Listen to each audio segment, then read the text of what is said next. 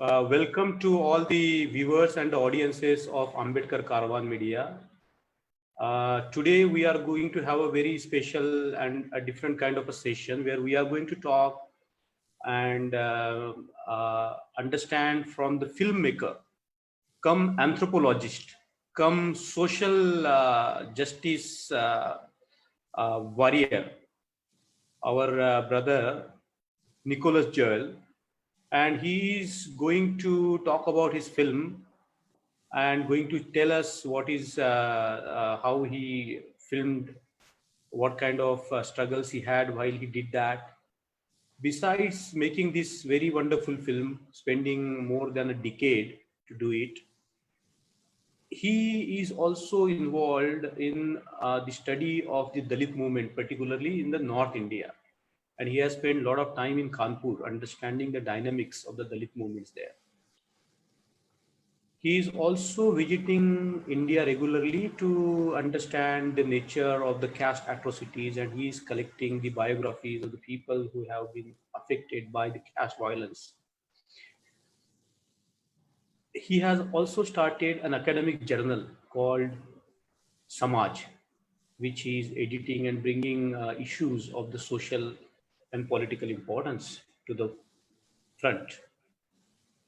Today we also have Pardeep Atriji, who is a PhD candidate, and he is the founder of Ambedkar Caravan Media. And he's going to have a conversation, like three of us will have a conversation together on Nicolas' wonderful film, Sangharsh. As you can see that the name itself is the indication of the nature of the movie or the film that Nicolas made. So welcome, Nicolas. Thank you. And Jai Bhim. Jai Bhim. Nicolas is also fluent in Hindi, and his Hindi is like influenced by his field work, so he can speak pure Kanpur Hindi also sometimes. So without taking much time, I would like to request Nicolas to begin with the teaser of a movie, and then after watching that, we can go further. And the audiences, those who have watched the film, they are welcome to put their questions in the Facebook. Nicolas.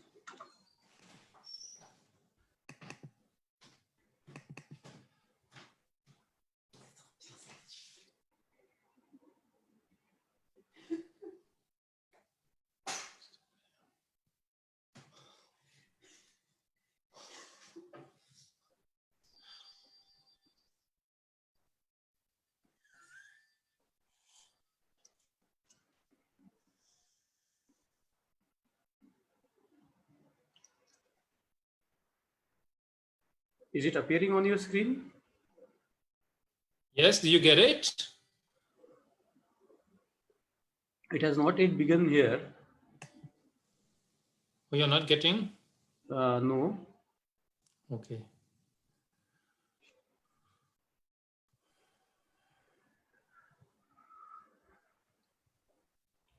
So I'm sorry, I'm not very familiar with Zoom technologies. If not, is okay. If not, is okay. I think we can straight away head out to the conversation, and then we can come back to the. So I unshare your screen, and I hand it over to Pardeep to begin the conversation today. Pardeep, over to you. Okay, thank you, Mangesh Bhai, and thank you, Nicole, for joining us today. And the first question I would have is like, just first let our viewers know about yourself, Nicole, and about the project as well, what this documentary is about and how it came together all. And just give it like just brief overview, and then we'll go deep into the questions later as well. So tell us about yourself a bit. Sure. So I discovered India when I was 20 years old. It was 1991. So really the beginning of the change of economic policy of India. And I was traveling and reading also some anthropological work to try to understand the society. And so therefore I came to know about the question of untouchability, which really struck me in those books. Especially I was reading Louis Dumont's books called Homo Hierarchicus. He claimed that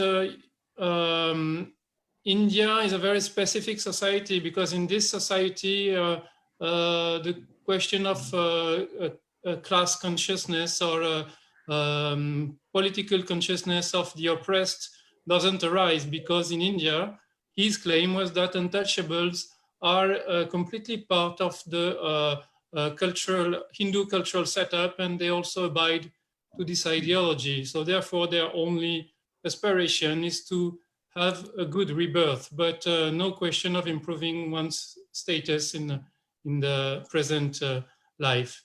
So I was very struck by this idea, and I also started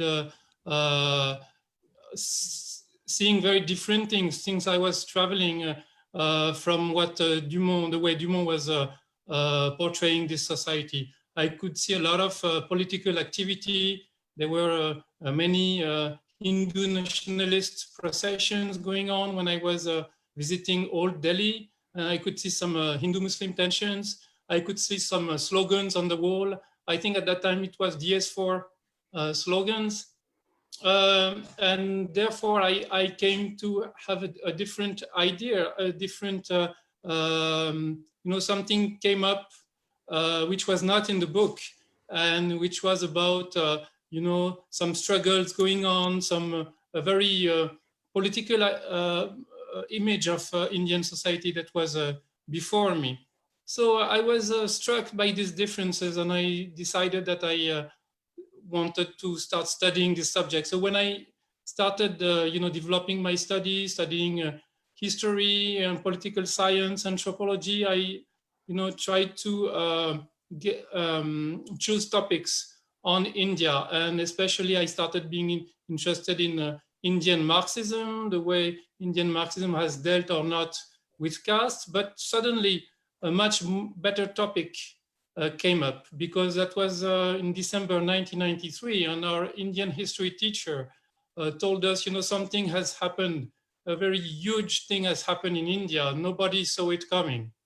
It was the BSP and the SP political combination who achieved political power in Uttar Pradesh, December 1993. And this was a very, very big event. And all our teachers were telling us, this proves us wrong. We never saw this coming. Nobody was talking of Ambedkar in classrooms at that time in France when you studied India. So through the BSP, I started, trying to inquire more and more about this movement. And so of course, Ambedkar's name came, and I started reading the works of Eleanor Elliott, of Owen Lynch, which took me closer to UP.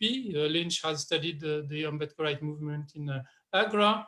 And therefore, I decided to pick up this subject for my, first for my master's degree, then for my MA. And then I left to Kanpur in first time in second time in 19.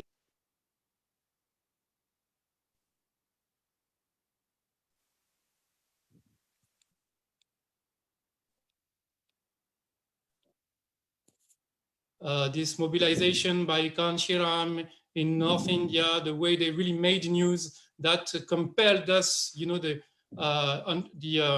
academic community abroad to really starting to take into this consideration this event and start, doing research. So I'm a producer of that in a way, and I decided to follow up on this event and went to Kanpur. And of course, leaving to Kanpur, I also took this small video camera with me. because I thought that, you know, what is going on in UP actually is a very major revolution. And it will not be you know, enough just to study it or to take people's interviews. One also has to give a more you know, through cinema to really also be able to show, to not just to describe, but to show with images what is happening, who are these people who are struggling. So my interest was to go the closest as I could, close to the ground level activists and meet these people. So I left to Kanpur, and eventually I stayed 4 years for that PhD project, and I had this small video camera with me, and I started, you know, shooting whenever there were some political meetings. I have footages with Kanshiram, Mayawati, etc. And eventually I met those Dalit Panthers people whom I found very engaging, and we had good personal affinities. They were also interested in doing a film project with me to support this film project. So we decided to work on this together. So that was Daniram. Actually, the one he saw me once, I was filming the Ambedkar Jayanti in Kanpur on 14th April 1998. And I was filming his group of people who had drums, who were dancing, having a lot of fun, and really enjoying this this moment.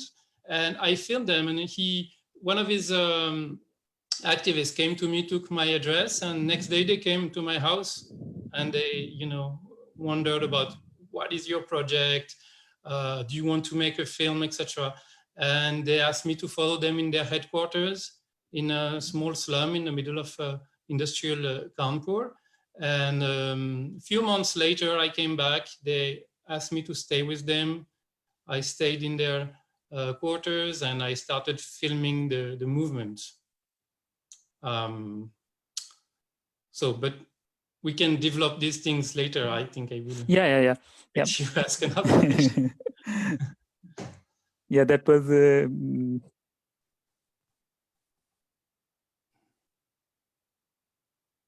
Can you?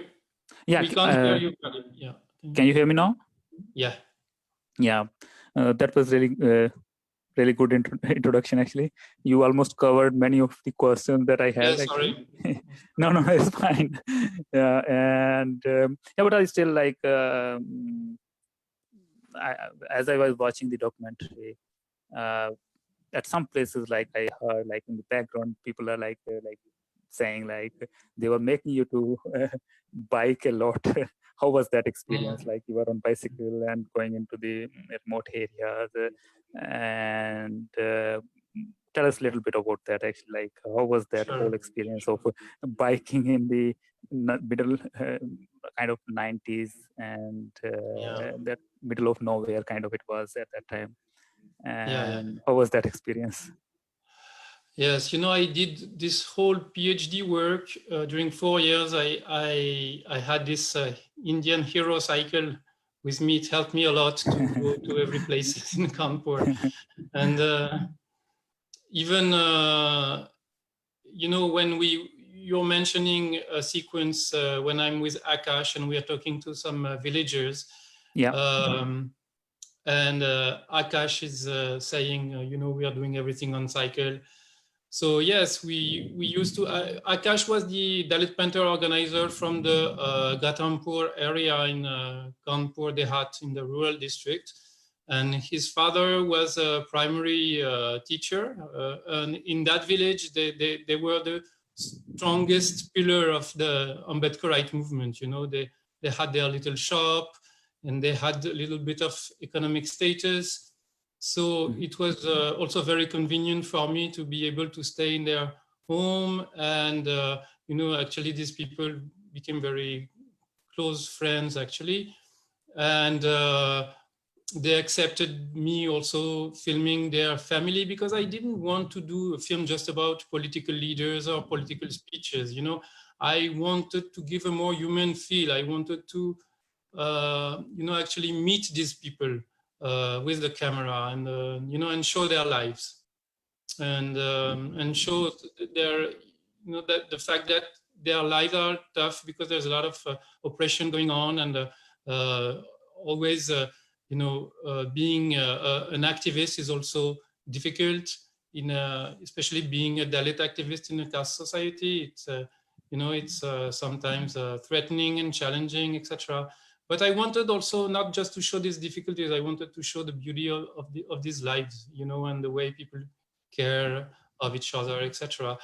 And so I was completely, thanks to Akash, he brought me to his village. So we used to, you know, whether we would go by bus, or sometimes we would have a scooter. And sometimes it happened that we didn't have a scooter, so we took our cycles and we hitchhiked, put them on the truck, went to Ghatampur by truck, and then continued on the small roads, Kacha roads, you know, to go from village to village. And there he would meet the villagers, ask them their problems, organize demonstrations when there were cases of atrocities, etc. So, and I used to have my camera and film him. It was a very good opportunity for this film, actually, that he accepted my camera. Yeah. Yeah. Tell us, like, you coming from like Western Europe to the like kind of third world country, and Yeah. what kind of challenges that you faced while making this like documentary? Like, mention like maybe few of the biggest ethical decisions that you had to make for this film, because you covered some of the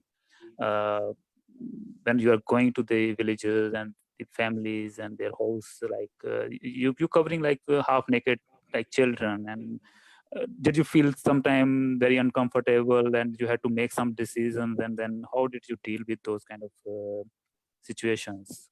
Because it's really difficult decisions that you have to make, that what part of the things you would want to cover. So Yes. did you have to make some kind of these decisions? Yes, sure. Initially, my approach was to, I wanted really to give an intimate view of the movement, as I said. So I wanted to be able to be very close to the characters, and I wanted that, you know, the camera is accepted or not even becomes unnoticed at some point, and I wanted them to accept that I filmed their, you know, really their daily lives. And for that, I also wanted perhaps to talk of women more. You know, women are not very prominent in the film, because it's still very much, it's a film about the movement, and it's true that there are very few women activists. And also, therefore, I decided that, you know, what I could do is to film the interactions between the activists and their mothers, because there were very interesting, you know, things going on. Because these three activists, they really wanted to be very committed, lifelong, and really be whole timers for the movement. But at the same time, there was a lot of pressure from the families for them to, you know, marry and have a family. And they felt that if they do this, they will be less available for the movement, or maybe they will be more pressurized, feel more pressure, like to earn for the family, and have less disponibility for the movement. So there were some arguments between the mothers and the sons on these questions of marriages. So I thought this would bring a very interesting angle for the film. But eventually I was not really able to catch this with the camera, because these situations were too intimate, and sometimes these discussions were a bit painful, you know, and therefore I felt a bit intrusive when filming this. So I stopped the camera, and I thought it's maybe not going to be very comfortable for me. So I had to renounce to this aspect and be more focused on the movement itself, actually. Yeah. Sorry. Yeah. Let me say, like we saw in the documentary, the one scene was there where I think it was Dev Kumar's mother talking about Yes. that he is very committed, but his other comrades are not that much helping him. Yes. I think that's the only scene. Like, and it's really, for me at least, it was really touching, because in another scene, like we see when there is a kind of Hindu festival, some kind of Hindu festival is going on, and then I think Dev Kumar, he's walking, and his face and his helplessness and his inability to do something, like he's against those traditions, and he does not want to his community to participate in those kind of traditions. Sure. And without saying any word, actually his helplessness and his kind of facial expressions kind of shows his kind of anger and against this whole Brahminical system. And that was really without saying any word, that scene kind of touched me a lot. And I think I would say that many Dalit activists face that kind of situation, that there are, I would say, there are millions like him, that they want to get like their community to, or their family members to get out of this whole Brahminical religion and system and shed these Brahminical practices, but they are kind of unable for kind of millions of reasons, from family pressures, as you mentioned, they have to get married, or so yeah, that was really nice. And I really appreciate that you did like came up with this documentary, actually. Tell us, like, why you after like almost 20 years later, you shot this documentary in 98 to 2001 or something like that. So what decided, like, you will come up with like making this documentary after 20 years, like what? Sure. Yeah. What was that? Yes, it took a very long time to complete the film, because it was shot between 97 and 2001. And after coming back to France, I really had the plan to complete the film immediately. And so I met a small production company who was interested, but we had difficulties getting along, because they wanted to sell the film to a French, Franco-German TV channel, and they had a lot of apprehensions that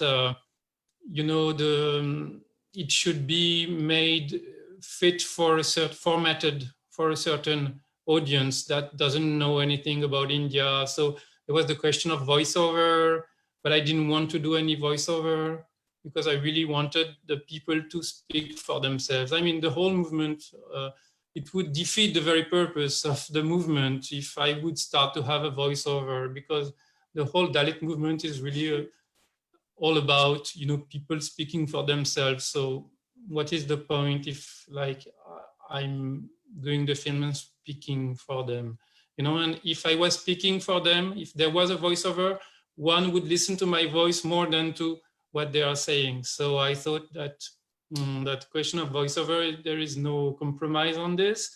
It was the first issue, and then they wanted to rewrite the project in a certain way to make it more easily available for a mainstream audience. But I thought that the way they wanted to do this was not fitting also really what I really wanted to achieve. I really wanted to do justice to my own feeling and experience with these people. So I wanted to really remain committed to that. So I eventually decided not to do the film with these producers, and I got a bit discouraged also. And all these discussions took a lot of time and were a bit painful. So I decided to leave this film on the side and just to concentrate on writing the PhD, then getting a job. All this took a lot of time. So, and then when I got my job as a researcher in the French university, then I was also engaged in other projects, etc. So it took time. I actually started working on the film again in 2015, and met a wonderful editor, found a bit of fundings also from the universities, from the London School of Economics and the EHESS in Paris, who funded the project so that we could pay this very good editor. And so that's how it took, so long. But there's also one thing I would like to say is that, the film would have been very different if I had done it at that time. And it would have been more a film of, advocacy for the Ambedkarite movement. It would have been a perhaps more engaged, militant film in favor of the movement. And it could have been slightly different from now, because now with all that time that has, gone by since then, I have a more like nostalgic feeling towards these characters, towards all this story, these 4 years spent with them and all that. And I tried really to convey these emotions in the film. And I am quite actually happy with the result. I don't know what it would have been like if I had done it at that time, but whatever happened, it has been delayed, but I think I'm happy with the result as it comes now, actually. Even if the film doesn't have, it's not very contemporary. So it's more difficult, like today with this film, to talk about the caste issues in today's India. So the film is maybe less relevant for advocacy purposes, but to convey a certain human experience and a human story, I think it achieves its purpose.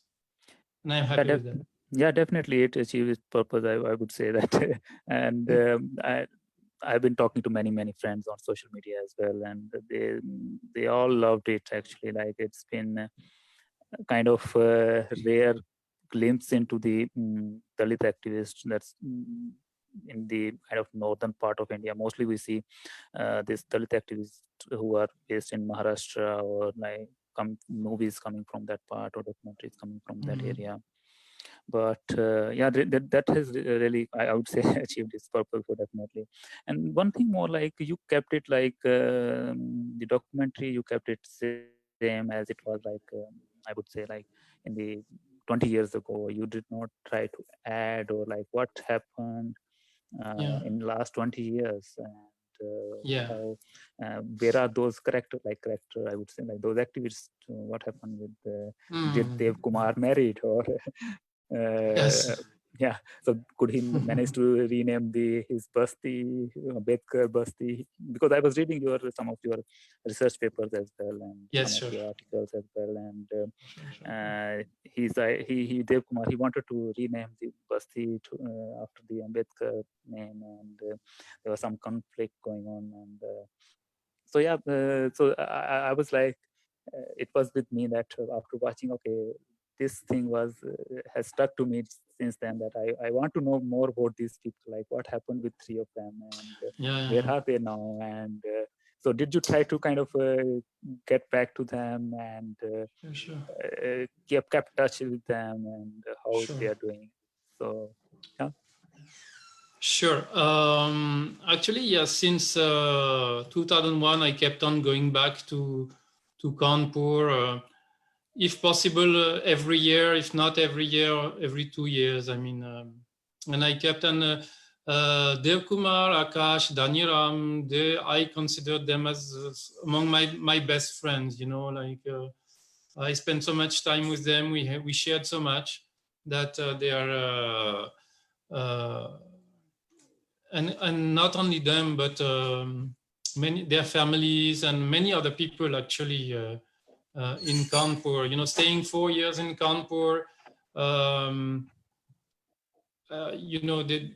you need human contact, you need interactions, you make friends, and these people remain very important for me. And they continue to be part of the movement. I mean, Akash has become a lawyer.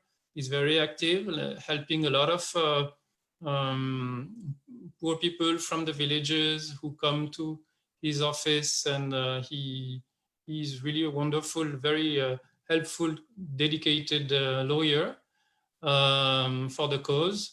And Daniram, he's still heading this Dalit Panther organization. He's still a very strong leader in Kanpur, very, very active and very acknowledged also as a powerful person by the administration. I mean, even though he's not an MLA, or he doesn't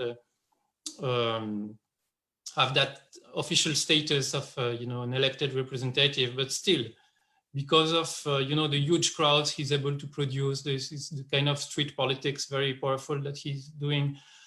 He's very, very much acknowledged as one of the main Dalit leaders in this huge city of Kanpur. And Devkumar, he's set up a small karyalaya, small party office of his organization in one of the Dalit areas with a very strong population of his community of Safai Kamcharis. And he spreads literature. He's still very active in performing, in theater. Now what he does also a lot, and his skills in theater and in singing have still improved a lot. I mean, it's still already in the movie, you can see how powerful it is, but still he has improved a lot. And he's also active in doing research on his own Safai Kamchari community. And this is something which is really also very interesting for me, because I also now do a lot of research on the history of this community, how the people became sweepers, what they were doing before in the villages, etc., how they were trapped in this profession since the colonial period. And I found out that Devkumar is actually doing exactly the same research as I do. So we interact a lot, we have a lot of discussions, we share our findings. It's a very interesting collaboration, actually. And as far as, you were asking why you have not updated the film, it was also a choice. Initially, so when I found a second producer, like the producers were asking also for this, that, this has to be updated. Since it happens like 20 years ago, you have to go back, you have to film these people today to show, what they have become. But I was not very, very keen on that because I thought that I want just to talk about this particular moment, of the late 90s. The movement was very vibrant in UP. I mean, after the first time Mayawati came to power, in 95, all these years, 95 to 97, the kind of enthusiasm that the BSP government gave to the people, and the intensity of the movement of at that time, I think still, even though today it's very active, but you don't have this vibrancy of something that is actually new. People were actually discovering Ambedkar. I mean, like I was going with Akash and these activists, we were going to the slums, to the bastis in the villages, etc. And people were very, very keen on hearing about, Ambedkar's biography, on, knowing more. But today, all this has become more familiar to them. So that's why I decided not to, show what they have become. Because first of all, cinematographically, what you will find that people have just grown older. But in that film, I caught them in their, youthful splendor. They are so young and beautiful. So why spoil this by just showing that, people grow old and the movement is not as vibrant as before? No, I decided to keep this, as a unique moment in all its freshness of this moment. So that's why I decided to keep it like this. Yeah. Okay. Yeah, you just mentioned about actually many things. I would like I'm interested to like 3 more things actually here. You mentioned about earlier, actually, if you would have produced it early, it might have been a bit of militant type documentary. And second thing we mentioned about the street politics and some aspects of PSP and Mayawati. So let me start with actually street politics, as you mentioned. And that's what we see actually in the documentary as well. And we see they are organizing some protests, some marches, and almost at the end of the documentary, there is one scene actually I remember. There's one guy, I can't recall the name, but yeah, I think they are celebrating Ravan Mela, and yes, exactly. He's shouting so joyously like Jai Bhim, and so that kind of things are kind of street politics. They are like at very ground level. They are involved into the things. So also I was reading your some article like you wrote about this street politics and Dalit marches and how this has led to democratization of India. So tell us like how these marches and these processions have become kind of vehicle for like expression for the Dalits, and how in the Uttar Pradesh actually like how they are trying to imitate the maybe the festivals from the upper caste. Those were like earlier in the days they were kind of majority of those festivals like were like overtaken, or like they were like the upper caste were the leadings, and how Dalits like are shifting from this Hindu festival like Ram Lila to kind of going towards the organizing their own Ambedkar Jayanti and Ravidas Jayanti and Valmiki Jayanti. So this like whole this Dalit consciousness over the time, how it has changed, and what in 90s you saw, how it has evolved during all these 20 years. Tell us a little bit about that from your experience. Yes, I think there are two ways to approach this. One is, as you said, how the religious processions, the Hindu religious processions, have become politicized and used for, emancipatory purposes by the Dalits, and also as a form of assertion. So that's the second angle, the way people assert their right to the public space. It's very important for Dalits who have whenever Dalits arrived in cities like I can tell about Lucknow and Kanpur because I've studied there. Whenever Dalits arrived in these cities because there were jobs available in the factories or in the municipalities, etc., they were always confined to certain spaces. For instance, the basti where Dev Kumar lives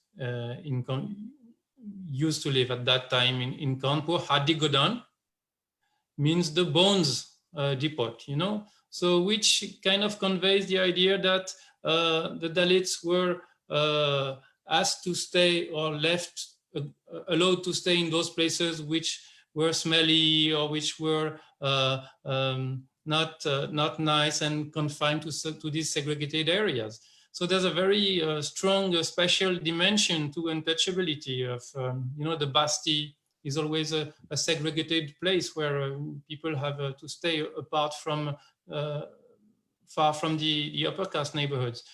So the fact of, having a procession crossing the main city, going to the main park and having an Ambedkar statue installed in the main square of Kanpur, the Nanarao Park, which is a very prestigious historical place where many events happened during the 1857 events. So having an Ambedkar installed there and having the processions converging to that place every 14th of April is a very important statement of, appropriating the urban space, the public space, of having a demonstration, passing through upper caste neighborhoods, etc. So it's a very important statement of Dalit power, actually, because this can only be negotiated through, a form of power.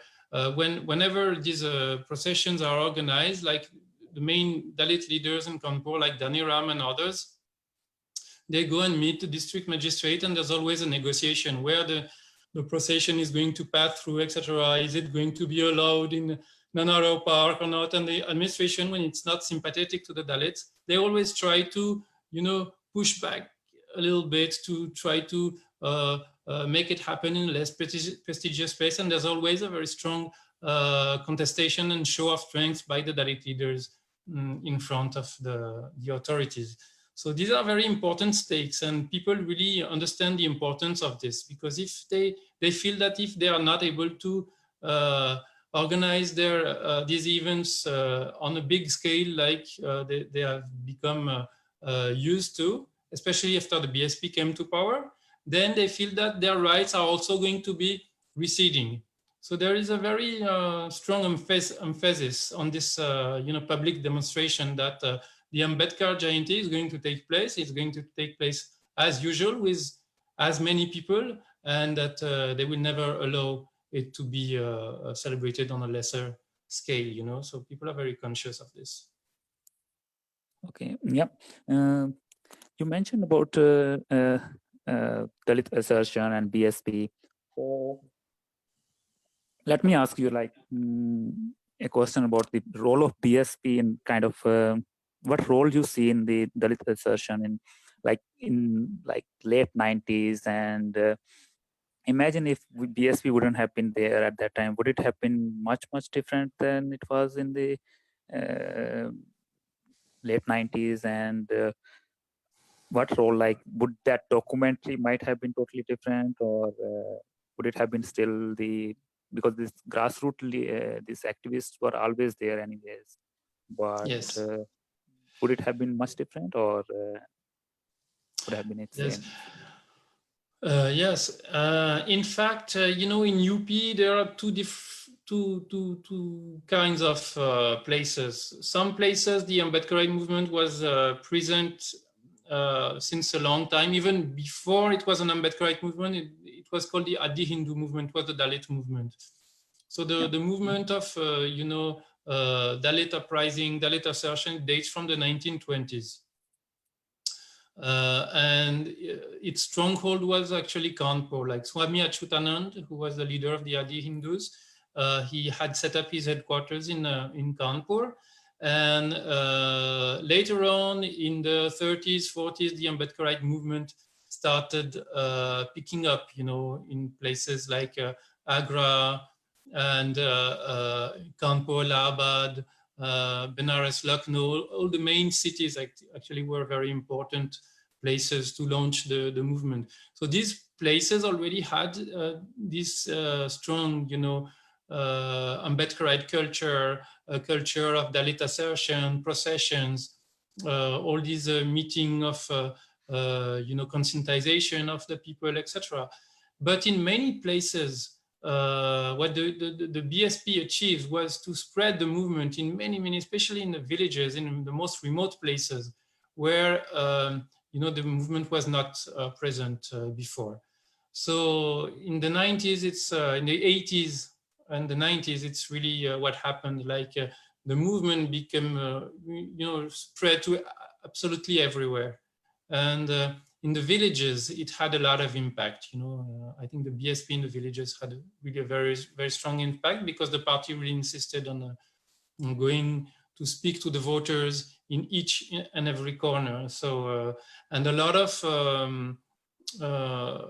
activists also emerged from the villages at that time, which brought a kind of different outlook to the movement also, because I think initially it was more urban based and based among, government employees mostly, or people in the cities. But when the BSP started reaching to these villagers, a lot of, educated villagers but unemployed started joining the movement and organizing things at the village level. Akash, for example, is a good example.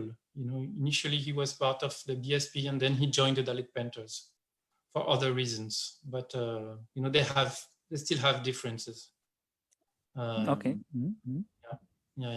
So yeah, you mentioned about this now just mentioned about the Adi Hindi movement and Ashutanand, Swami Ashutanand, and the symbolic use. Like I was also reading in, I think, one of your research paper you have on, like, I think it was Dalit processions and street politics, and like, about the Yes. democratization of India. In that, like you were mentioning about this, how Adi Hindu, this movement leader, they set up the Kumbh Mela. They took part in the Kumbh Mela in the early, I think, Yeah. 1920s or something like that, and that was kind of a daring act at that time. No one is. They set up their own uh, stall there, or pandal, as we call it, and they also started organizing this later in this stage, Ravana Mela, and starting to set themselves apart from the Hindu communities. And also, I think this when there are Hindu Muslim rights are there, and there Dalits are kind of trying to get separate from them. And in the documentary as well, we see like that, I think, that teenager guy touched me a lot also as well. And when he's saying like I don't know who broke this temple, maybe police or maybe Brahmin did it themselves. And if Brahmin say us like goat is a dog and we have to accept it, and otherwise we will be forced to forced operation will be there, and that Yes. kind of Yes. stuff. He's So Bantu. this whole, yeah, so that was kind of really interesting to listen. Like that teenager, I would say that he knew much more than many, I would say, intellectuals in, like, in India know about the Dalit politics and Dalit community. Yeah. So, and also this whole you mentioned about the symbolic use of symbolic means, and to assert your rights and to your identity. Yes.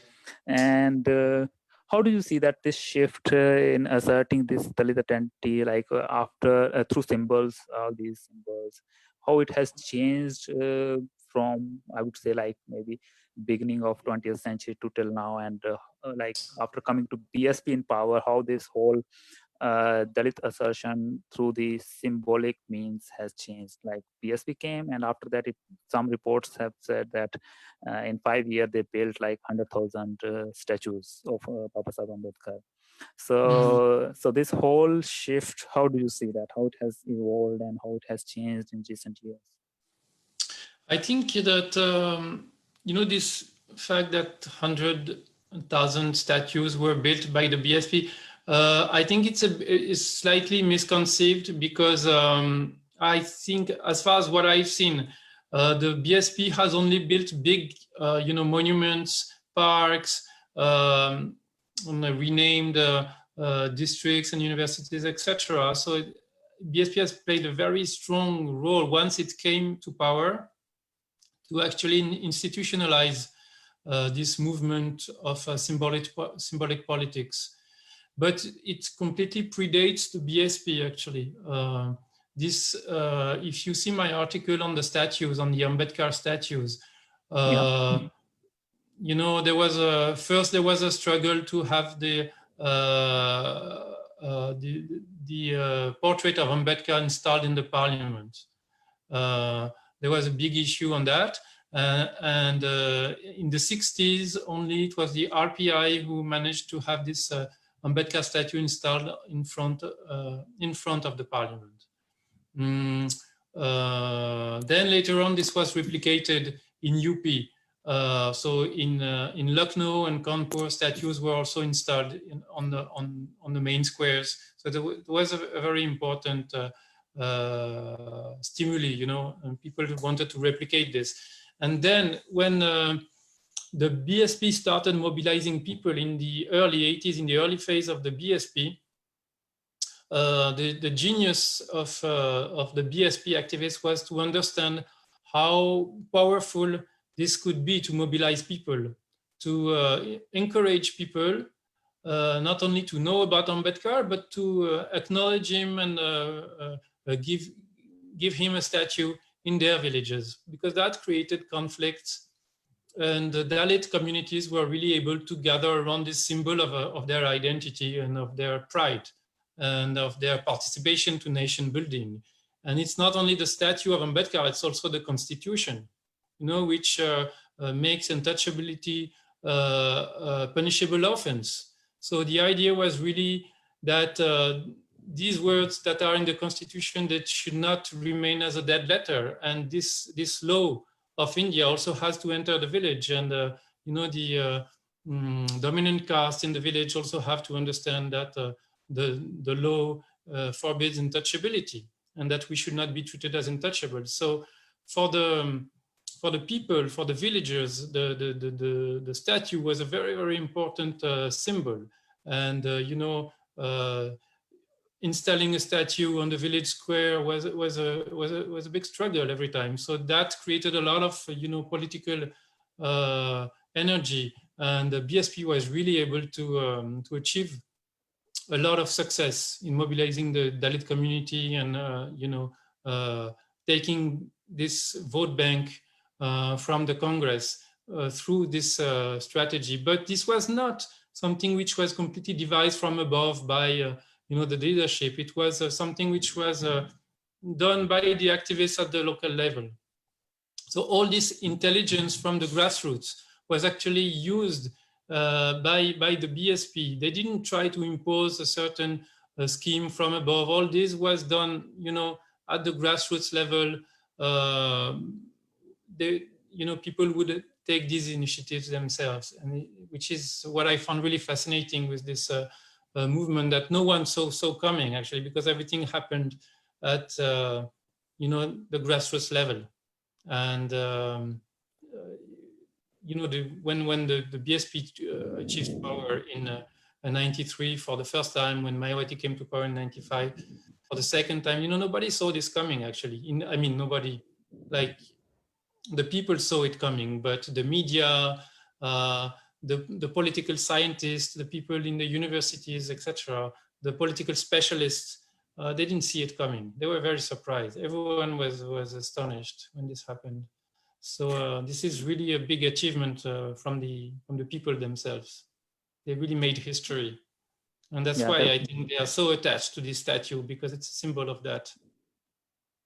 Yeah, definitely. Like, yeah, as you mentioned, like these grassroots leaders, I think you're mentioning about the BAMSEF leaders and those before coming, like DS4. And so like they managed to achieve this political success, but has they managed to translate this political success into the social cultural and economic level at grassroots level movement? What do you think about this? Has it changed something like political success? Well, you mean the BSP governments? Yeah, as a BSP, like they like Dalits, like you should see, like they achieve like 4 times form the government in Uttar Pradesh. That's kind of we achieved kind of at somewhat level like political success, but still we see that there is not that much social, cultural, and economic level success, even from the grassroots level movement. And what could be those reasons, and how did you see it in 90s these aspects? Well, I think that definitely the BSP government have not broken the caste structure at all. The caste domination, the inequality, the poverty, the injustice is still very much there. But what they managed to do every time the BSP came to power, one of the very important things that Mayawati has done is that every time she came to power, she had the politics of nominating district magistrates and superintendents of police, of people whom she could trust, and mostly who were actually from the Dalit community. And so these people, when they were nominated in their districts, in the police administration, they were also told to be very attentive to the Dalit problems. And so that's how the political power was not something just up there in Lucknow, trying to pass laws or make reforms or create a few Ambedkar parks or redistribute very marginal portions of land. What actually happened is that through these politics, political power was actually able to trickle down to these people. And people also at the grassroots were very, very active. Whenever Mayawati governments have come into power, people have been, the Dalit people have been very alert to get, this administration to work for them. So to get, their complaints lodged in the police stations, to whenever there was a land dispute, to get the dispute settled in a way that is that makes justice to them, etc. So a lot of empowerment actually happened and actually changed a lot of things in the villages. I mean, even though, it's not being a big revolution that has, smashed caste society and achieved tremendous results overnight, but the process of empowerment has been definitely supported by the state. And in these moments, in these brief moments, and it has made a difference, even though, all these results are always very uncertain, because you see actually what is the situation in UP. When the BJP, whenever the BJP comes back to power, it's a very tough situation for Dalits, and sometimes there are backlashes also. And this is very much what my film is showing, because the film was shot between 1997 and 2001, just after Mayawati lost power. So it's a period of backlash. And hence you see these atrocities, people who have been beaten up, killed, etc., and suffering a lot. But what you see in the film is that the people are not ready to, let go even a single inch of the rights they have been achieving during these moments. So the determination to struggle is very strong. And, of course, there's always the hope that Mayawati will come back and things will be easier. But even in between, what people like the Dalit painters do, and this is why I think the Dalit painters in this period are so relevant, and why they attract so much new members, and why people come to their meetings in such numbers, is that they have decided that, political power is not the end of everything. I mean, political power can be helpful, but even if we lose political power, then we should continue to struggle. And we should not wait for another government, which is the tendency of the BSP. So hence their popularity, actually. And so the process of emancipation, empowerment is continuing. Even under the BJP, the actual BJP government, I mean, when I talked to just after Adityanath Yogi was elected, I went to UP.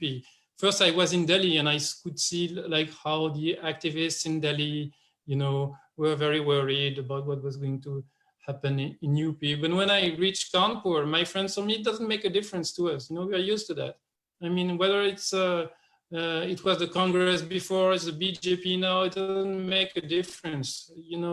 Caste society is there, it's against us, and we'll continue to struggle, come to what may, actually. But we won't compromise, actually. So I was very impressed by the level of consciousness and how strugglesome are the people, and how wise they are also, trying to avoid violence, trying to use the means of the state, their rights, and how patient they are also in carrying on this struggle. Thank you so much for this elaborate answer. Like, I think you have to leave in a few minutes, or do you have some time for a few more questions? I have many questions. Yes, you can ask a few okay, then yeah, I will continue then. So let me come back to the documentary again, actually.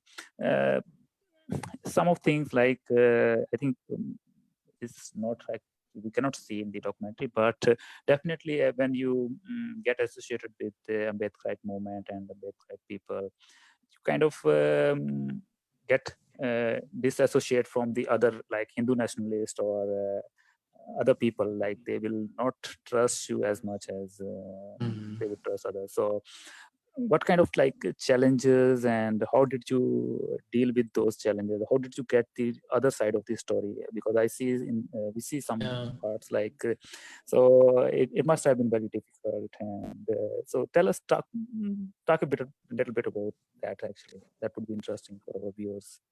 Yeah. So that was really a matter of choice. I mean, I really decided that I would be with the Dalit community, inside this community. And of course, not very interested in talking to the casteist people. That was not my purpose, actually.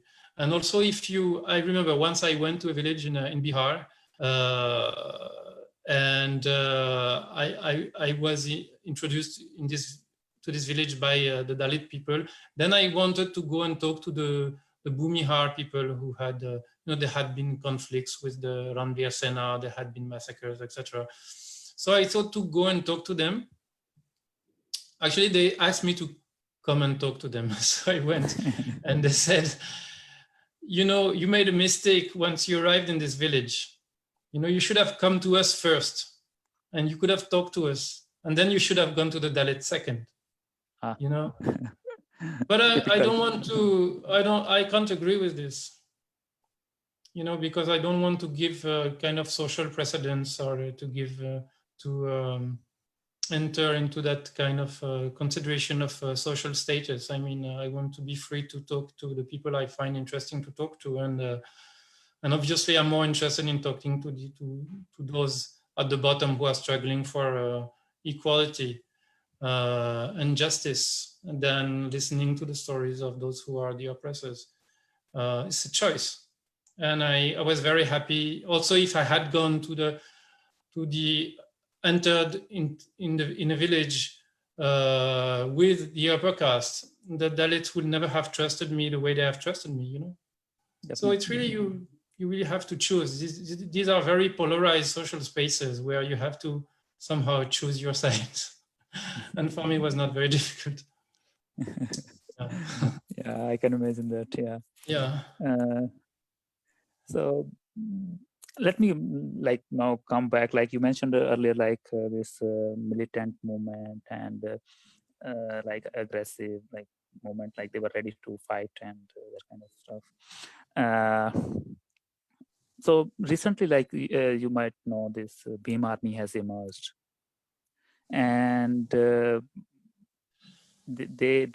also, some authors have written that, and believe that if you will hit me, I will hit you back, and will not take that kind of oppression and that kind of atrocities simply as it used to be. And that was kind of similar lines. It was earlier in the Dalit Panther movement, in the Maharashtra actually.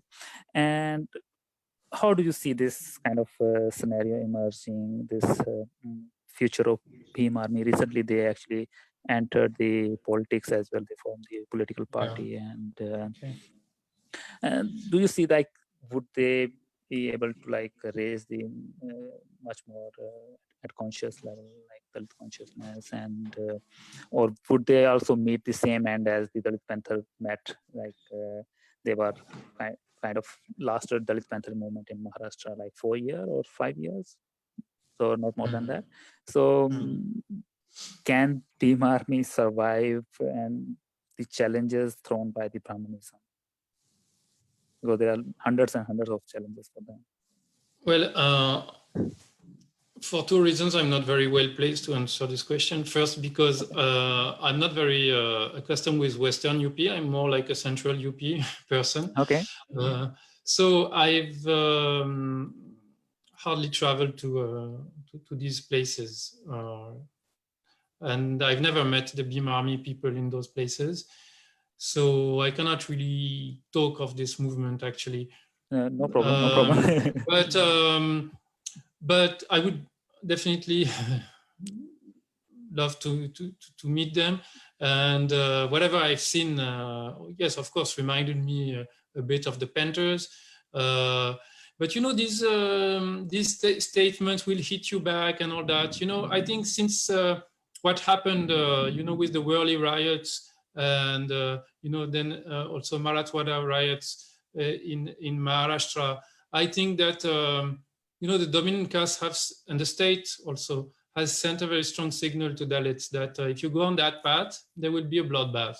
And I think that these statements are more symbolical because people have really remembered this lesson, and therefore, they stick to the much more legalist method of the Ambedkarite movement, which is to try to use the state in your favor, because the constitution is there, it gives you rights, and there are means with quotas, with political parties, with electoral politics, etc. There are means and protests and all kind of legalist politics gives you means to actually achieve results. Whereas if you go on that path of violence, it will be counterproductive actually, because it will, you will be crushed. So I think it's very much a part of the Ambedkarite psyche. People have remembered these lessons. So of course, like Dalit Panthers, Bhim Army people, etc., they keep on making these statements, but I see them as more like, symbolic. It's a way of, asserting yourself, showing that you're not scared, etc. But in fact, I don't believe really that they are ready to go on that path. Yeah, I think, yeah. Sorry. And also, I would like to say that the image of Chandrasekhar Azad, on the steps of the Jama Masjid last December, brandishing the constitution and with the portrait of Ambedkar behind him, and going to support Muslims while they were being persecuted, was a very, very strong image. I think one of the most powerful images that I've seen, in a very long time. Give a lot of hope that something, what actually the BSP had achieved, and the SP had achieved in 1993, 1994, like this unity, the like Muslim Dalit votes, OBCs coming together, achieving political power. Already, like someone like BP Moria in Western UP had achieved this in the 60s, and the RPI had been able to rise in UP thanks to the Dalit Muslim electoral combine. So I think that the way Chandrasekhar Azad has revived this this alliance was a very powerful image, and he did it very brilliantly, I think. So I was completely enthusiastic when I saw this, like many people, I think. Yeah, definitely that image like all over the internet actually, like still like after like 5 months since that was first captured, and I still get that image in my WhatsApp and my Facebook messages. And yeah, so also like I think I would leave here this topic with this symbolic means, like if viewers are interested, I think you have written one research paper on it, politicizing victimhood or something like that. I think that was something related that these Dalit Panther leaders and yes, that activists. Was politicizing victimhood. It's about this article is about the early Dalit Panther movement in UP in the late 70s, early 80s, how it picked up in North India. It's not a very yeah, but it was interesting, like those who don't know anything about Dalit movement in Uttar Pradesh, it's really interesting that as you mentioned, like these are just like if you will hit me, I will hit you. These are kind of rhetorics, and something similar. I think you mentioned some of the incidents in that article about bringing victims to the stage, and these are kind of showing and that kind of stuff. That makes a quite good reading actually. And if viewers are interested in this topic, I would say like definitely look for this paper, and it's a very interesting paper. And let me come. Sorry. Yes, I will have to leave very, very soon because I have some engagement today. Okay, then let me maybe just one more last question. Then let me get back. This is really interesting actually for Dalit community at present. Like digitalization is happening everywhere, and it's kind of considered as a liberating technologies are coming. And how do you see that?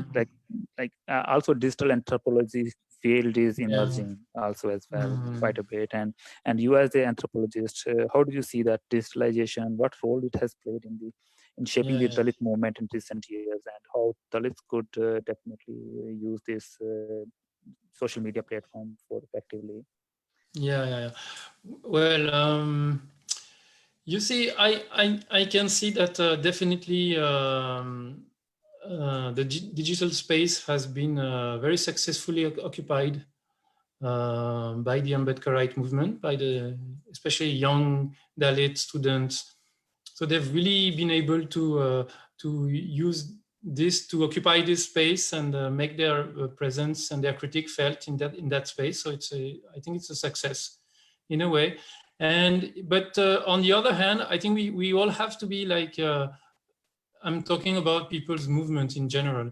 We have to be a bit cautious about this because we can get also illusions. I mean, these spaces they're definitely controlled by big companies, by big corporate interests, and they have always favored the right-wing parties. Look at, how in India the BJP has achieved electoral results by having all these huge team of IT engineers working, spreading their fake news, etc. It's the same thing in the US. It's the same with Trump. It's the same thing in Britain with the Brexit. So one has to be a bit cautious and be very conscious that it's a dominated space, and it's also controlled by people who are not by corporate interests that are not in favor of people's emancipation.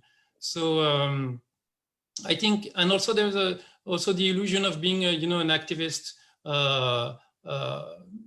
by just remaining behind your screen. But apart from this, I completely value the kind of initiatives of that, like you are doing, like having some platforms and having this more organized and more controlled also, by not just depending on Facebook, Twitter, Instagram and all these platforms, but having actually developing certain platforms that are more in the hands of the movement. So I completely value this.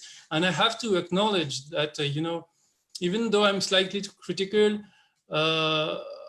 of the social media, but I have to acknowledge that, it really enables people to share a lot of information and to develop their arguments, even though it can be a bit bitter sometimes because people argue and there are ego clashes and all that. But for young activists, I think it helps people really to develop their arguments and to improve their skills, their political skills, and to become politicized in a way. So yeah, we have to look at this critically and positively as well, because we cannot do without it today, definitely. And thank see, you. The kind of interactions we're having, and every day I'm chatting with my friends in India. So I'm very happy about this also. Thank you so much for people together. answering all these questions. Thank you so much. Thank you very much. And last one moment before you go, because some of the users asked me like till when they can see this documentary for free on the Vimeo using that password. So is there a time limit, or it would be free forever? Yes, there's a time limit. Initially, I had planned this for 1 week for the 14th of April.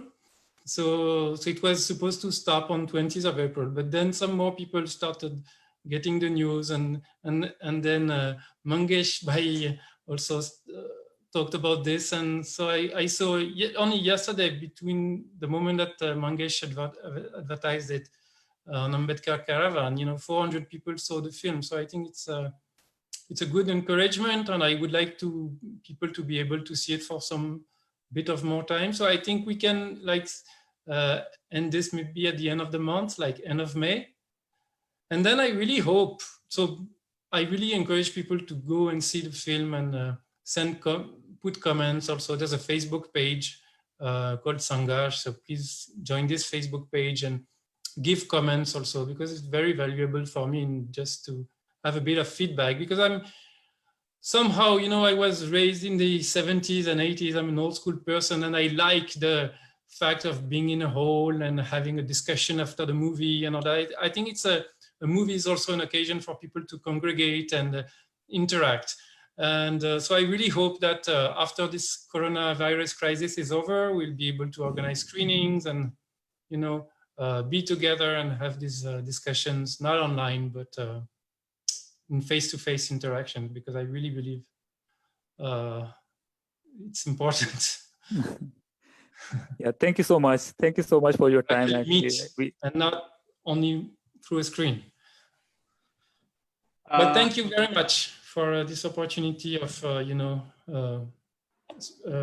spreading the film and having this discussion online. Thank you very much. Nicolas, you are more than welcome, and we would like to see that your film reaches to a lot of audiences, and hopefully when this lockdown is over and during your next visit, we probably can organize some of the screenings in some of the cities, and you can talk to the audiences directly. I think I hope so. Wonderful job having it's also historical documentation of the movement in the place where how people wanted to bring alive their emotions, their passions to take the caravan ahead. I think you documented it very well. Thank you so much, Pradeep. Thank you so much for this very lively discussion and very pointed questions to Nicolas, and we will catch up very soon. Thank you so much, both of you. Thanks. Thank you. Jai Bhim. Jai Bhim, Jai Bhim, Jai Bhim.